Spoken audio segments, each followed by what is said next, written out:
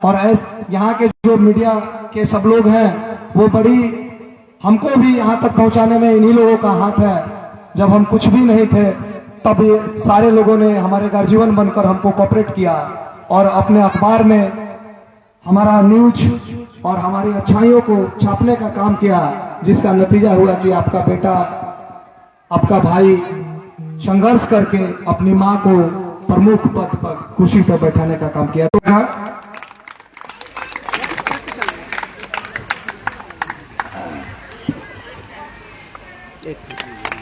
जोरदार ताली बजाइए आप सब।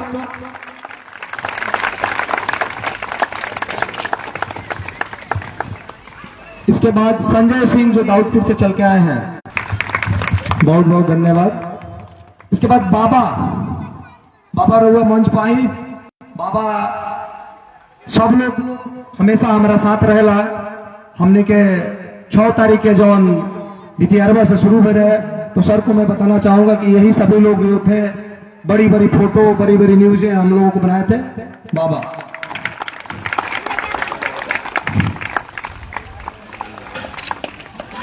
उसके बाद संजीव भैया 12 बजे रात के हमने के भाई लेकर बतिया, चाचा लोग से तो बात होत रहेगा, लेकिन संजीव भैया बेचारू हमेशा दोनों बार प्रमुख बनाने में सब लोग के योगदान रहे, पूरा टीम मिलकर हमारे मदद के लिए रहे। अब ये पंचायत के पत्रकार साहब विदेश से जाके चयन की आई और सर से संबंधित एक बार जोर से ताली। यहाँ के हमने के पंचायत के हैं।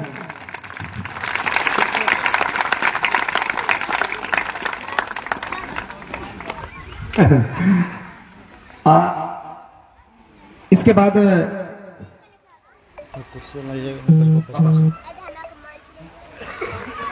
एक रामभर मरकाबुक जी का आग्रह है कि हमारे दादाजी, हमारे बाबा, जिनका उम्र लगभग 85 वर्ष के आसपास में है और पूर्व एयरफोर्स एक्स है, देव कुमार प्रसाद नाम है उनका बाबा का। तो बाबा मंच पर बाबा के तो लेकर आइए, क्योंकि वो चल के नहीं आ पाएंगे।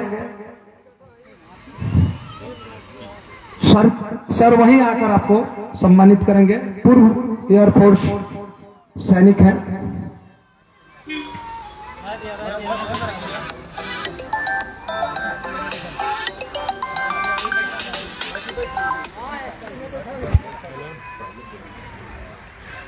चलने में एक बार ताली हो जाइए जोर से।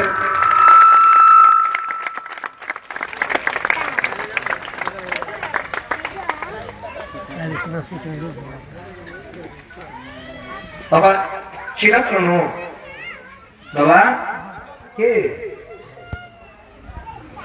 आईपी गुप्ता सर,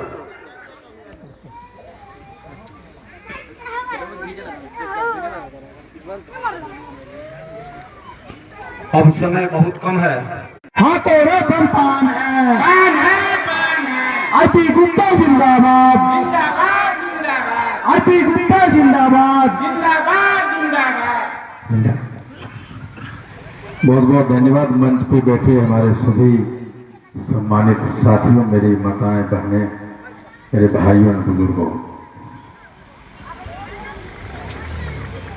आरक्षण का जीता जागता उदाहरण हमारे बगल में बैठी मेरी चाची मांझी की प्रमुख श्रीमती कमला देवी जी हैं।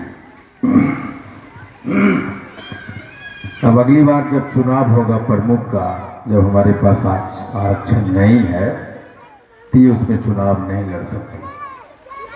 आपको पता है ये जीता जाता। तकनीक पदाधिकारी बासा से होते, बिहार एडमिनिस्ट्रेटिव सर्विसेज से होते, हजारों की संख्या में इंजीनियर और डॉक्टर होते, हजारों की संख्या में दरोगा होते, और हम भी कहीं एमपी, एमएलए, मंत्री हुआ करते।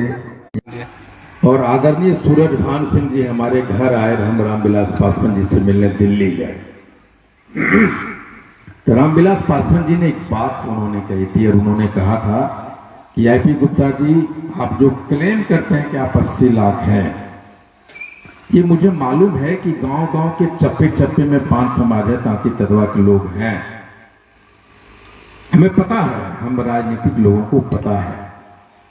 तो फिर मैंने भाई कहा, आप क्यों नहीं हमें मानते, क्यों नहीं टिकट देते? बोले पॉलिटिक्स में हमें पता है कि आप इतने ताकतवर हो, इतनी जनसंख्या में, लेकिन हम क्यों माने आपसे? और नहीं मानेंगे जब तक आप हमें मनवा न दें, हमें अपने अधिकार के लिए आप सड़कों पे न आ जाए। ये आदरणीय रामविलास पासवान जी का शब्द था, उन्होंने कहा था। उन्होंने एक शब्द और कहा था कि लेकिन आईपी गुप्ता अकेले जमुई में चुनाव लड़ने की मादा दिखा के बिहार के सारे पान समाज के इमोशंस को जगा दिया है, इसीलिए आप और हम एक साथ बैठे हुए हैं। मैं ये बात कहने के सिर्फ इस कहा है कि मुझे आईपी गुप्ता को ये गलतफहमी बिल्कुल नहीं है कि सत्ता में बैठे लोग बड़ी आसानी से आपको आरक्षण दे देगा। जब आपको आरक्षण देगा तो शासन में, प्रशासन में हमारे लोग रहेंगे, संसद में, विधानसभा में, ब्लॉक में प्रमुख रहेंगे, मुखिया रहेंगे, पंचायत समिति सदस्य रहेंगे। उसके हक में हम उनके सामने बैठने के लायक हो जाएंगे। हमारे छोटी छोटी माँ बहनें, बच्चियां जो छोटी छोटी है, कोई डॉक्टर बन गई थी, उसका एडमिशन वापस ले लिया आरक्षण वापस जाने पर, उसको पीएमसीएच से निकाल दिया गया। और मैंने इसीलिए ठाना कि जो लड़ा है उसी को हक मिला है। हम 5 भाई थे, मेरा मंझला भैया पिताजी से लड़ जाते थे, वो लड़ाकू किस्म के थे। तो हमारे बाबूजी कहते रहे, तुम 4 भाई समझदार हो, तुम शांत रहो, उसको जो कहता है वो बात मान लो। तो हम लोग लड़ने वाले नहीं थे, मेरे भैया लड़ जाते थे, तो वो जो चाहते थे मिलता था कि नहीं मिलता था? हमने कभी लड़ा? आपने कभी लड़ते हुए सुना है किसी को? एक बच्चे के, एक मां के गर्भ से जुड़वा बच्चा पैदा होता है और उसमें एक जानवर होता है, और मां के स्तन से ज्यादा दूध पी जाता है। वो एक जो सीधा साधा होता है बेचारा, दूध का उसको, जो लड़ाकू है, जो ताकतवर है, वो अधिक दूध पी लेता है। और इसीलिए हाथों रथ हम पान हैं। सड़कों पे आने के लिए हमने कभी लड़ना नहीं सीखा, उस लड़ाई को सीखने के एक नाम है कि हाथों रथ हम पान हैं। और ये कितना दिन तक लड़ना पड़ेगा इसका कोई ठिकाना नहीं। इसलिए मैंने ये ठाना है कि गली गली जाना है और लड़ना सीखना है। जो लड़ा नहीं उसको कोई अधिकार नहीं मिला आज तक। हमारे इस बार हमको लगता है कि 1,000 लगभग दरोगा बना है आरक्षण से। फाइनेंशियल एडमिनिस्ट्रेशन सर्विसेज में गए हैं, हजारों लोग टीचर बना है, लेकिन अब उसकी गति रुकेगी। इसलिए रुकेगी कि हमसे आरक्षण छीना गया। आपको किसी भी 78 बरस से आपको आरक्षण से वंचित रखा गया, इसलिए कि हम लोग लड़ने वाले जातियों में से नहीं है, हम लोग मरखर नहीं है, या यूं कहें कि हम राजनीतिक जात नहीं है, पॉलिटिकल कास्ट नहीं है। और इसीलिए लड़ाई है कि हाथों रथ हम पान, सिर्फ आरक्षण ही हमें वापस नहीं दिलाएगा, हमें एमपी और एमएलए का टिकट भी रास्ता तय करेगा। जब हमारे लोग एमएलए बनेंगे, अगर हमारे 5 एमएलए भी होते विधानसभा में, तो नीतीश कुमार बिना पूछे, बिना हम लोगों से मिले नोटिफिकेशन निकालते? नहीं निकालते। और अगर आईपी गुप्ता अकेला संसद में एमपी होता तो माननीय प्रधानमंत्री नरेंद्र मोदी जी को मजबूर कर देता कि जिस तरह आप सुप्रीम कोर्ट के आदेश के खिलाफ में अध्यादेश निकाल के सुप्रीम कोर्ट के आदेश को रोकते हो, तो ये पान समाज का आरक्षण छीना जा रहा है, आपको अध्यादेश लाना पड़ेगा, ऑर्डिनेंस लाना पड़ेगा, रोकना पड़ेगा। अकेले में कर देता, लेकिन हमारा आवाज उठाने वाला वहां कोई नहीं था। एक भी एमपी का टिक देने लायक नहीं समझते ये सत्ताधारी लोग, ये राजनीतिक पार्टियों को लोग, तो आपको आरक्षण वापस दे देगा। जो लड़ा है वही जिया है, जो लड़ा है उसी को सत्ता में हिस्सेदारी मिली है, समाज में बैठने का हक मिला है। घर में एक बदमाश बेटा को आप रोड वाला किनारे वाला जमीन दे देते हैं, और जो मुंहचोर बेटा है उसको बहियार का खेत का जमीन देते हैं। ये होता है लड़ने का फायदा। आप क्षत्रियों का नाम सुने होंगे, राजपूत सबसे पहले लड़ने वाला जात वही है। और आज भी देखिएगा, अगर 100 दूसरे जाति का घर है, एक बाबू साहब वहां है, तो मुखिया कौन बनता है? वो बाबू साहब। क्यों बनता है? उसने लड़ा है। इतिहास उठा के देखिए, उसने लड़ा है। इसलिए लड़ने के लिए आपको आना है 27 तारीख को मोतिहारी। हमने 10 रैलियां कर रहे हैं, सरकार को दिखा रहे हैं कि हम गांधी मैदान से पहुंचने से पहले हम अपने ताकत को दिखा रहे हैं और लड़ना सिखा रहे हैं कि आओ अपने घर से सत्तू बांधो, बासी रोटी लो, अगर भूखे हो तो भूखे आओ। सिर्फ एक दिन अगर आपको अपने बच्चों के लिए, 78 बरस से हम लोग पिछड़े हैं। हमारे समाज के लोग कहते हैं कि अगर हम रैली में जाएंगे तो हमको क्या मिलेगा। उनको समझा रहा हूं कि 78 बरस से क्या मिला। आपको ये मिलेगा कि आपका बेटा, आपकी बहू बेटियों को, आपकी बेटियों को रेप कर करके आपके घर छोड़ दे रहा है ना, ये हाको रथम पान, ये चूड़ी उतारेगा और बोलेगा, माँ ये मेरी बहन थी, मैंने अपनी चूड़ियां उतारी है और मैं जो हमारी बहन को रेप किया है मैं उसको यहां से ऊपर भेजने के लिए निकल चला।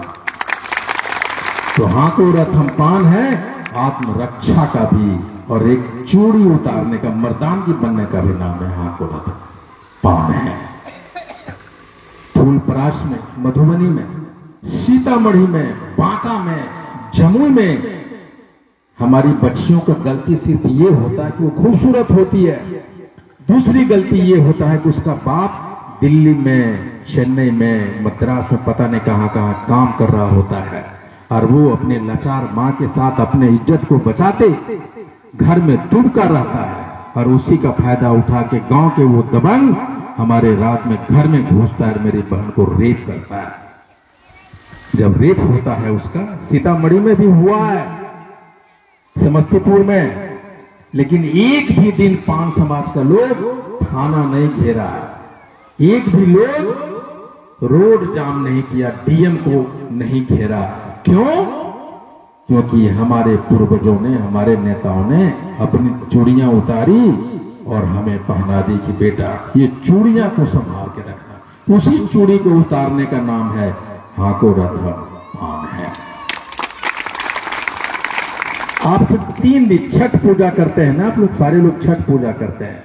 ऐसा लगता है कि सारी दुनिया की शक्ति, सारी दुनिया की पवित्रता हमारे घर में आ जाती है। क्यों करते हैं? हमारा बेटा को नौकरी लगे, हमारा बेटा सुरक्षित हो, हमारा पति सुरक्षित हो, हमारी बेटी डॉक्टर इंजीनियर बने, उसको अच्छा पति मिले, घर में फायदा। सिर्फ एक दिन मैं कहता हूं कि मोतिहारी आइए, एक दिन और गांधी मैदान आइए। जिस दिन गांधी मैदान में 10 लाख पान समाज के लोग नंगे पांव भूखे खड़े हो जाएंगे, उस दिन नरेंद्र मोदी जी और माननीय मुख्यमंत्री नीतीश जी की कुर्सियां हिल जाएगी और वो छपरा आएगा। छपरा अगर कहेगा, कमला देवी जी ये मांझी सीट आपके लिए सुरक्षित कर दिया गया है, क्योंकि आप पैदल गांधी मैदान आए थे, 10 लाख लोगों की भीड़ आई थी। इसलिए दोस्तों, अगर रिजर्वेशन को वापस लेना है तो लड़ना होगा, और उस लड़ाई के लिए मैं मात्र 2 दिन चाहता हूं। एक दिन मोतिहारी का हवाई अड्डा मैदान में आइए, और दूसरा दिन गांधी मैदान। गांधी मैदान में 10 लाख लोगों का आना विश्व, पूरे वर्ल्ड में पान समाज को छा जाने के बराबर है। बिहार छोड़िए, भारत छोड़िए, पूरे बिहार में तो फिर नरेंद्र मोदी और नीतीश कुमार जी की क्या औकात कि इस 10 लाख के सामने, भीड़ के सामने नतमस्तक नहीं होगा और हमारा आरक्षण वापस नहीं देगा।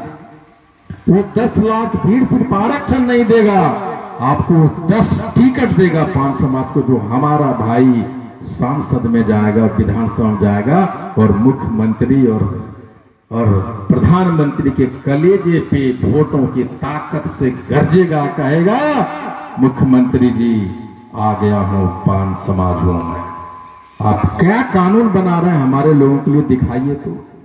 और उसका दो ही तरीका है कि हम लड़ना सीखें, और लड़ने का एक ही तरीका है कि अखाड़े पे उतरना पड़ेगा।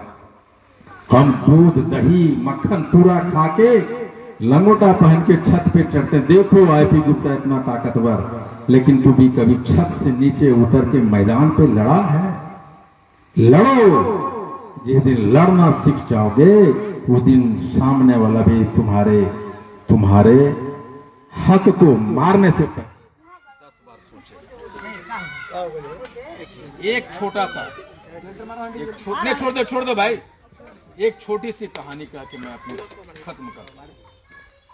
सीतामढ़ी में एक लड़का 18 बरस का, उसका एक ही सपना था कि हम मोटरसाइकिल खरीदेंगे। उसने पढ़ाई छोड़ा और मैट्रिक पास करके हैदराबाद चला गया। 2 साल काम किया और 2 साल काम करने के बाद जब उसको लगा 60,000 रुपया हो गया मोटरसाइकिल खरीदने का,